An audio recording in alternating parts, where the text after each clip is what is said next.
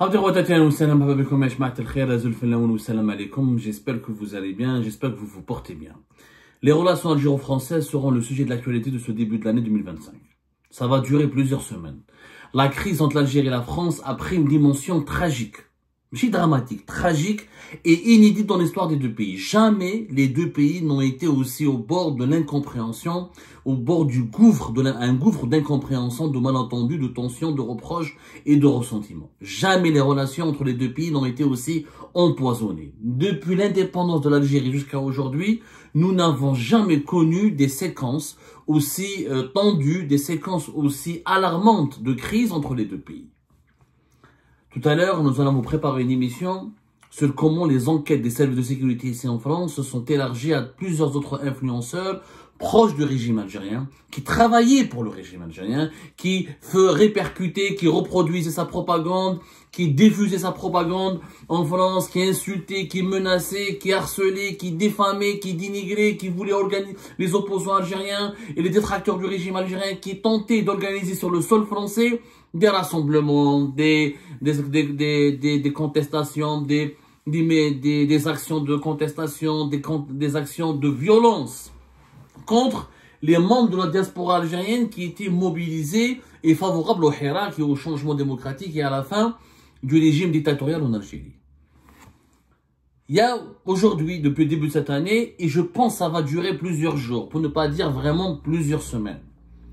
Il va y avoir beaucoup de tensions entre Alger et Paris parce que ni Alger ni à Paris ne sont prêts à se parler ou ne se trouvent dans les dispositions nécessaires pour pouvoir se parler.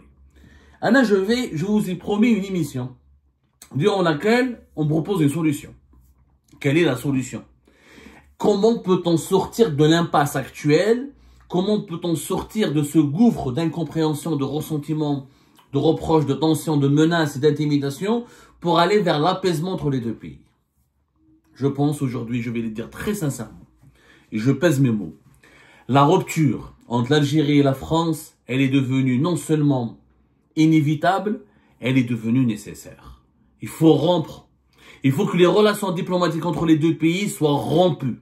Il faut que les deux pays ne se parlent plus, se séparent pendant une période bien précise, pour permettre aux dirigeants et à la population, et aux sociétés civiles et aux élites de ces deux pays de bien réfléchir sur le mode de relation qu'il faut établir entre l'Algérie et la France.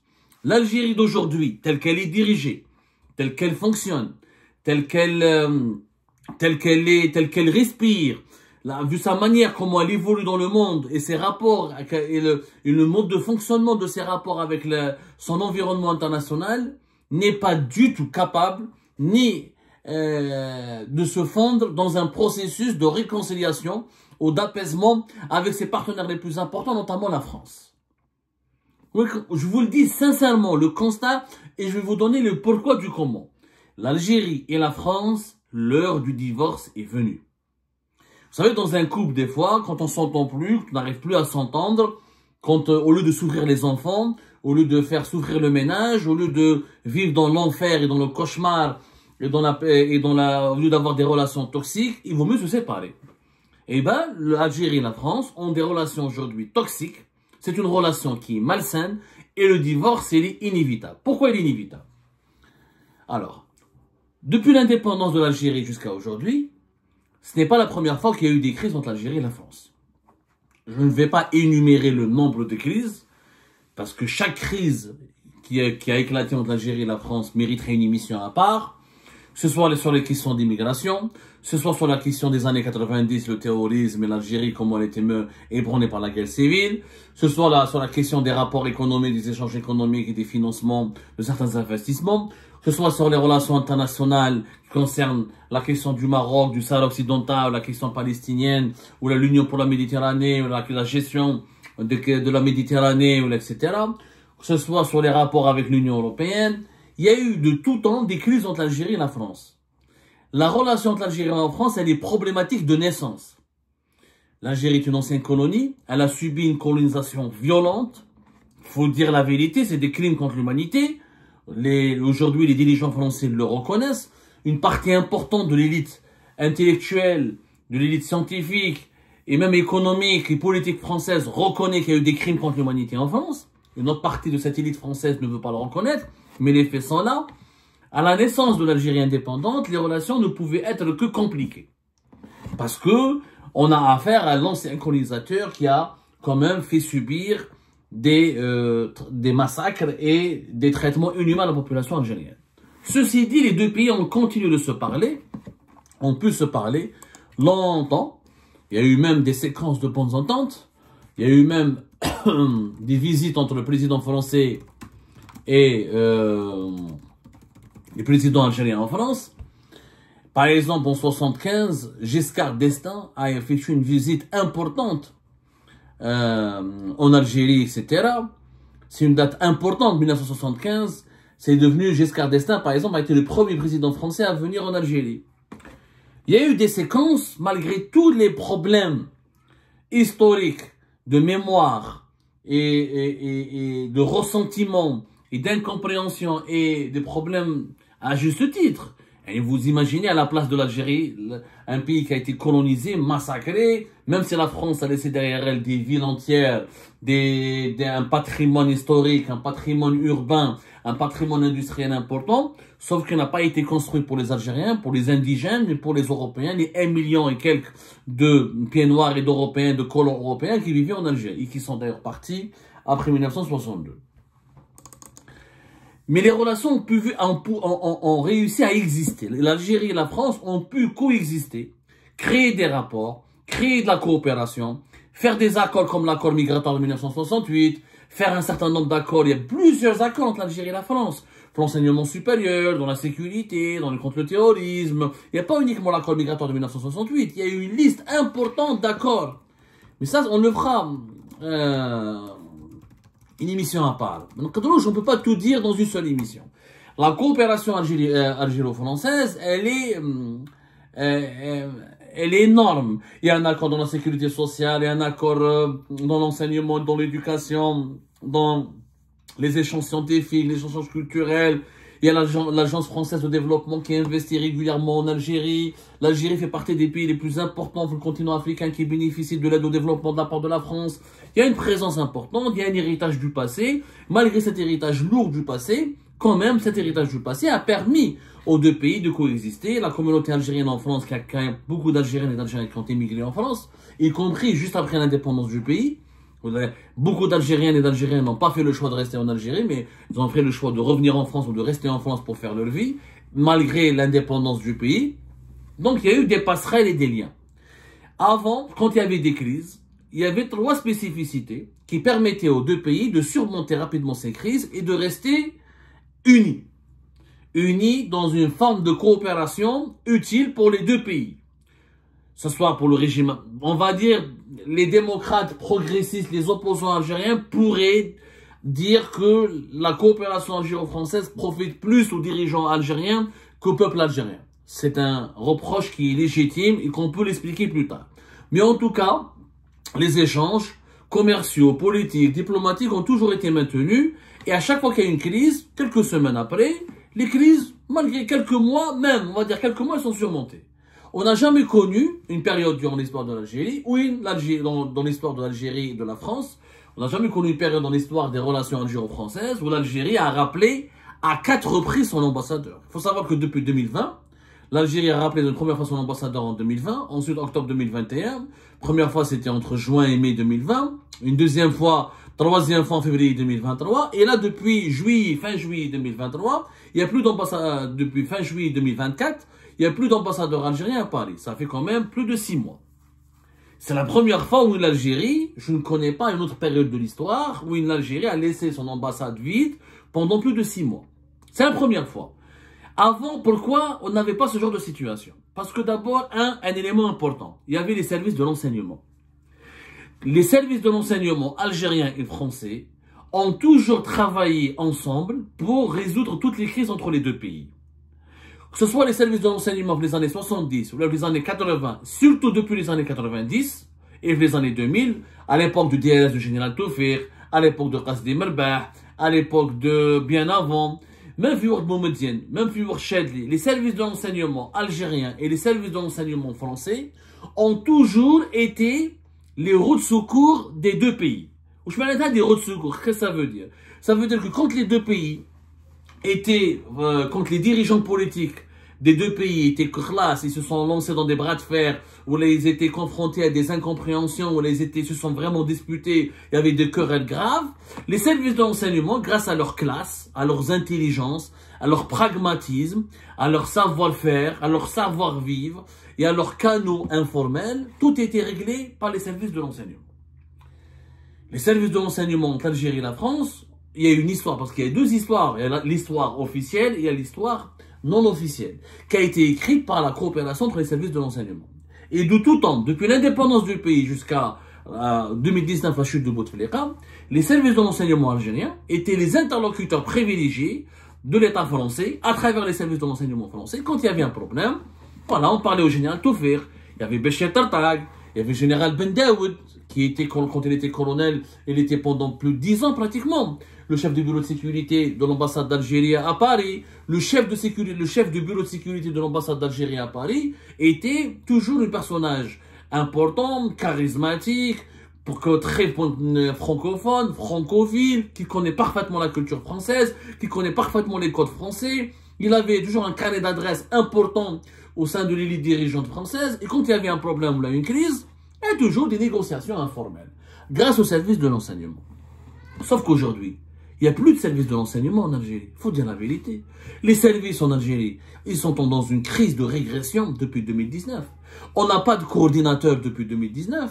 On n'a pas l'équivalent du général Toufir aujourd'hui. On n'a pas l'équivalent du général Ben Daoud. On n'a pas l'équivalent du général Attavi, le fameux général-major Attavi, qui était le patron de l'enseignement du renseignement extérieur pendant un certain nombre d'années durant les années 2000. C'est le général-major Rachid Lalali. On n'a pas eu l'équivalent du général... On a pas mal de généraux qui ont existé, je ne vais pas citer tous leurs noms, sinon je vais m'attarder, je vais rester des heures et des heures. Les généraux qui ont fait la gloire, qui étaient emblématiques, qui ont connu, sauf les années 90, les années 80, qui ont fait la gloire et le prestige et l'influence des services de renseignement à travers le monde, ou ils sont tous morts, ou ils sont à la retraite comme le général Toufir. Il y a aujourd'hui une nouvelle génération qui est là. Cette nouvelle génération, elle a plein de qualités. Elle est ambitieuse. Que ce soit la DDSE, le renseignement extérieur, ou la DGSI, le renseignement intérieur. Mais, il n'y a pas de coordinateur. Il n'y a pas de cohésion. Les services algériens, les services secrets algériens en tant qu'institution, qui pèse sur la vie politique, qui est l'un des 3 poumons du pouvoir algérien. Quand on compare le pouvoir algérien, c'est un pouvoir qui a tricéphale, qui a 3 têtes. 3 têtes. L'état-major de l'armée, la présidence de la République et les services secrets. Quand ces 3 têtes fonctionnent de façon intelligente et harmonieuse, l'Algérie est toujours stable et elle se développe. Quand il y a une crise, quand l'une de ces 3 têtes, elle est rejetée, mise à l'écart, minorée, ou elle n'exerce pas son influence comme il se doit, ou elle est mal dirigée, ou elle est mal gouvernée, le pays est en crise et ne se développe pas. C'est le cas aujourd'hui. Les services de renseignement sont absents. Les services de renseignement sont absents de la vie politique. On a très mal géré le départ du général Toufir en 2015 et la restructuration du DLS. Ça marchait bien jusqu'à 2019 avec Béchir Tartag, qui était coordinateur d'une direction des services de sécurité, d'une certaine coordination des services de sécurité. Depuis l'emprisonnement de Béchir Tartag et la chute du régime de Bouteflika, les services de renseignement ont été clochardisés. Mais c'est vrai, ils les utilisent comme des instruments, mais ils ne les utilisent pas comme des interlocuteurs légitimes, qui ont le même pouvoir qu'eux, qui ont les mêmes rangs et qui ont le même niveau d'influence sur la vie décisionnelle du pays, sur le fonctionnement du pays. Quelqu'un a un vrai patron des services. Lequel les services secrets étaient écoutés, réhabilités, s'ils avaient leur mot à dire, si leurs rapports, leurs préconisations, leurs recommandations étaient suivies et prises en considération, je peux vous assurer qu'on n'aurait pas pu connaître une crise avec la France, ni une crise avec les Émirats, etc. Parce que les services de renseignement ont toujours eu ce rôle informel dans les coulisses, derrière les rideaux, à trouver les solutions que les politiques et les diplomates ne peuvent pas trouver. Donc, c'est un premier problème qui explique pourquoi aujourd'hui l'Algérie et la France n'arrivent pas à se réconcilier. Et tant que nous n'avons pas en Algérie des services de renseignement structurés comme avant, forts et puissants, L'Algérie ne pourra rien tirer de la part de la France ne pourra pas coopérer convenablement avec l'Algérie et les relations entre les deux pays seront toujours malsaines. Deuxième facteur qui explique la crise actuelle et qui explique pourquoi la crise actuelle est difficilement surmontable, c'est la personnalité des chefs d'État et des élites dirigeantes. Depuis l'indépendance du pays en venant jusqu'à Bouteflika, on a eu des dirigeants qui étaient, qu'on le veuille ou non, ils avaient une certaine envergure, une épaisseur intellectuelle, une certaine ouverture d'esprit, une grande expérience au service de l'État, une certaine sagesse, une lucidité, une vision intelligente et intelligible de l'avenir de l'Algérie, de l'avenir du monde. On n'a pas eu des grands dirigeants, mais on n'a pas eu peut-être des Mandela et des Gandhi, ou des Angela Merkel et des Wilson et des Roosevelt à la tête de l'Algérie, certes, mais qu'on le veuille ou non, quand on compare la direction actuelle du régime à Houari Boumediene, il y a quand même une différence. Quand on compare la direction actuelle du régime à Chadli Benjedid, il y a quand même une grande différence. Quand on compare la direction actuelle du régime de l'État algérien à Abdelaziz Bouteflika ou la même Yamin Zerouel, il y a une grande différence. Tous les anciens présidents algériens, et leurs collaborateurs, et leurs clans, et leur entourage, et leur gouvernement, étaient composés de personnes qui avaient l'exercice, qui connaissaient ce que c'est que l'exercice du pouvoir, qui connaissaient, qui étaient ouverts sur le monde, qui s'adaptaient à leur époque, qui comprenaient leur époque, et qui étaient rationnels dans leur gestion du pays. La personnalité des dirigeants actuels de la nouvelle Algérie, elle cause problème. Ce sont des dirigeants nerveux, épidermiques, fermés d'esprit. Ils sont bloqués dans les années 90 alors que le monde aujourd'hui c'est le monde des 2025. Ils sont dans le ressentiment, dans la panique, dans le stress, dans l'impréparation. Ils n'ont pas clairement d'expérience. Abdelmajid Tebboune a été ministre avant préfet, mais il n'avait pas l'expérience de Bouteflika comme diplomate, il n'avait pas l'expérience militaire de Chadli Benjedid, il n'avait pas l'expérience de la guerre de libération nationale de Houari Boumediene, il n'a pas leur écoute, il n'a pas leur ouverture d'esprit. Il y a une grosse différence. Il n'est pas que Tebboune, je ne vais pas accabler uniquement Tebboune, parce qu'il y a Tebboune, il y a son entourage, même les membres du gouvernement actuel, le système actuel.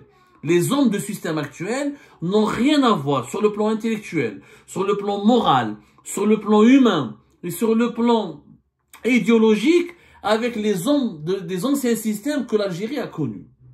Le système algérien n'a jamais été un système brillant.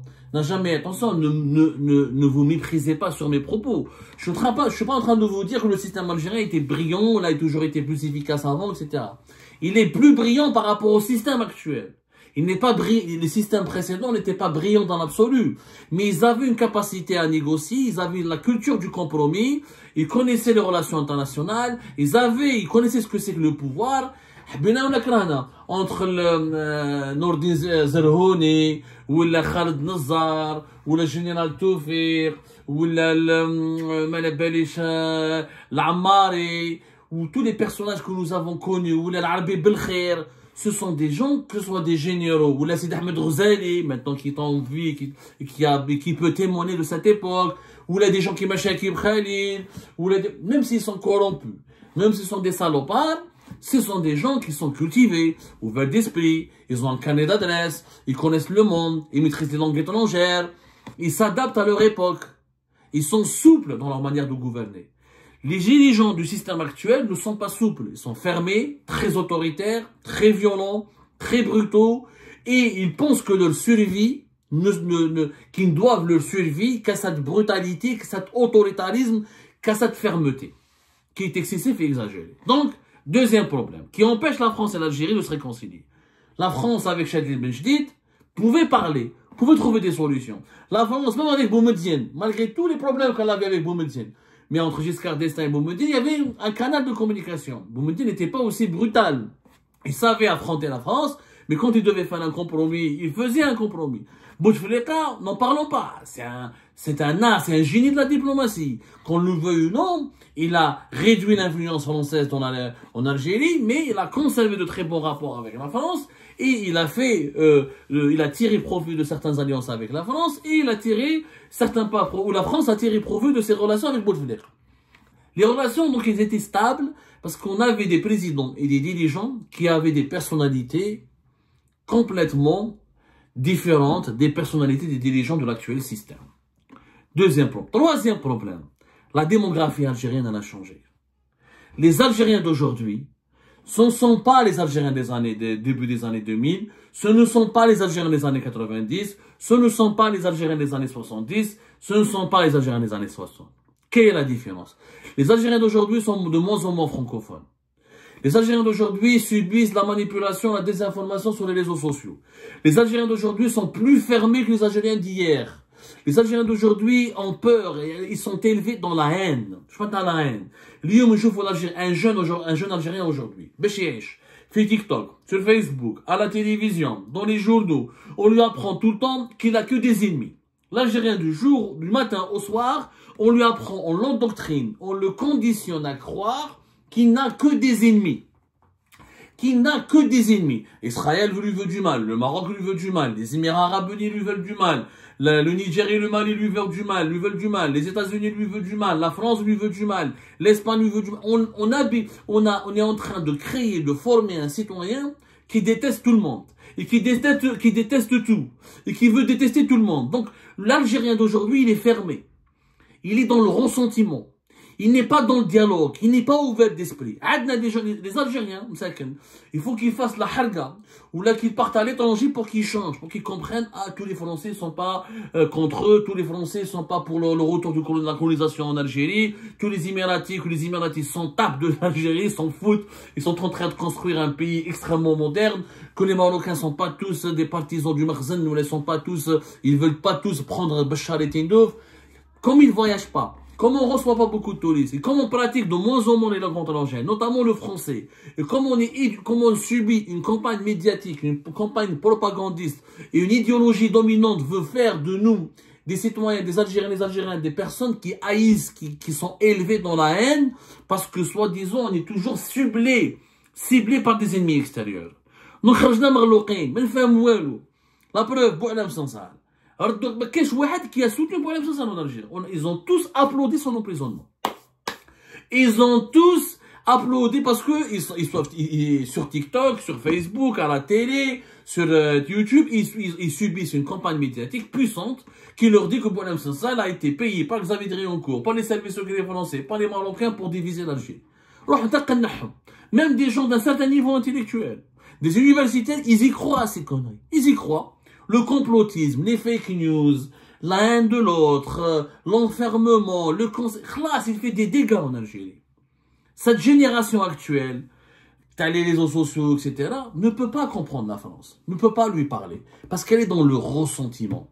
C'est pour ça que nous avons des influenceurs qui émergent, qui vivent en France, mais qui sont tellement conditionnés, endoctrinés par la propagande qui vient de l'Algérie, qui soumettent, qui ont été entraînés à faire des conneries, à menacer, à vouloir faire des attentats, à faire des agressions, à déstabiliser la France de l'intérieur. Parce qu'ils suivent la propagande qui vient de là-bas, de l'Algérie, qui leur dit que la France veut envahir l'Algérie, veut la diviser, veut lui faire comme Cuba, veut lui faire comme la Palestine. Donc les Algériens,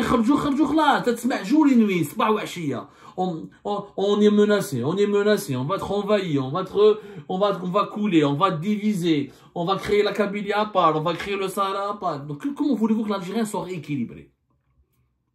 Auparavant, les Algériens n'étaient pas aussi manipulés, n'étaient pas aussi endoctrinés, ils étaient plus instruits, ils maîtrisaient plus le français, ils lisaient davantage de livres, ils lisaient davantage de journaux. Des journaux, ils étaient peut-être pas les meilleurs journaux du monde, mais le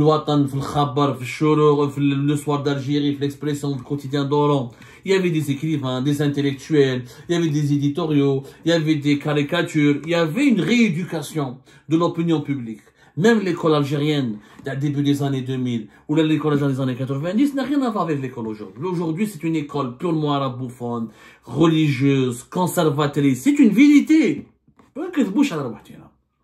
Ces trois éléments, absence, effacement du rôle des services secrets algériens sur la scène politique algérienne, la personnalité nouvelle et controversée et sulfureuse des principaux dirigeants de l'actuel système au pays qui commande l'Algérie, l'état d'esprit, la nouvelle culture, la mentalité de la génération actuelle qui compose la majorité de la population, c'est-à-dire les jeunes de moins de 40 ans, de 45 ans, la génération des réseaux sociaux, la génération du web, tous ces trois éléments font en sorte que le sentiment anti-français est extrêmement puissant en Algérie et qui n'est pas prêt de se dissiper. En France aussi, attends, moi je parle pour l'Algérie parce que c'est mon pays. En France aussi, il y a la montée de l'extrême droite, il y a la nouvelle, il y a au moins 3 éléments en France qui expliquent pourquoi avec l'Algérie ça se passe très mal. La montée de l'extrême droite, qui fait de l'Algérie un bouc émissaire pour justifier tous les problèmes de la France à travers l'immigration. Et comme l'Algérie, c'est la première communauté étrangère sur le sol français, et ben, c'est le bouc émissaire parfait, la communauté algérienne. De deux, les nouveaux dirigeants français, ils sont jeunes, ils n'ont pas connu la colonisation, donc ils ne comprennent pas les souffrances des Algériennes et des Algériens qui parlent de colonisation. Macron, il a fait un effort, mais vous allez voir que les présidents qui sont concurrents, les concurrents de Macron, ou les présidents qui vont suivre Macron, ou les personnalités politiques qui ne sont pas avec Macron, qui sont ses opposants, ils vont jamais faire un pas vers l'Algérie. Ouais, j'ai pas connu la colonisation, c'est pas moi, c'est mes ancêtres, je n'ai pas à m'excuser, je comprends pas, pourquoi tu me parles de ton passé tout le temps, pourquoi tu veux me culpabiliser. Ils ne comprennent pas ça.